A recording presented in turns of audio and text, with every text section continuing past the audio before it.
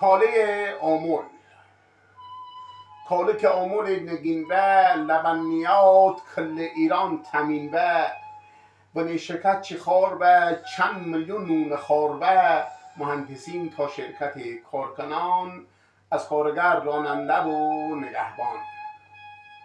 کل ایران داشته به محصولات شیر و مس و پنیر لبنیات شکت کنه چند خور و تمیز و تشتکت بدود چند قلیز و جان خدا نی به حال کاره چندین هزار نفر به نون خاره اون کارگر که ضعیف هست و مستجر از گرونی و تورم مثل امان فقیر زن و بچه کارکنان و پرسنل شرکت بسوته حتی بمرده به پیر کارای شرکت این همه برو بیا چند سال پیش تشتکت کربلا صبح شرکت که حاجی سلیمانیه موزرونی و به اصلیت آمولیه دست خالی دست رشته شان زمینی هر ساشی شری سر و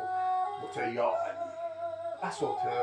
کارخانه کاله را کارها دا پیر و جوون همه به کارگر چی داشتن دلخوشی اید ببوه گیرم حقوق و ایدی قحطی بیمو بعد آخر زمان تشتکت دورو کرده موزرون به ماه پاش تشتکت در الیت موزندرون از آدرن شبی اید شروین ما چه انی بده زمستن در چه انی تشتره چند روزی پاش خبر بیمون ناگهان اتخانه تشتکت چمستان عراق به قوم اول سلفشگان تشتکت بسوت تولیدی چمدان یا که پارسال همین موقع بدیه تشتکت ساختمون در خرمشهر چند سال پیش تهرون شهر جمهوری 5 طبقه تشتکت مسکونی کشتی سانچی تریاد امو شروین ما چه قحطی بیمو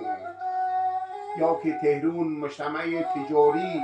پلاسکو را تشتکت چجوری جان خدا تو رحم کن این ماه را شروین مارگ ما غم ده ماه را بد بیاری پشت سر هم تی دچی 10 ساله این ماه را نام ما دلخوشی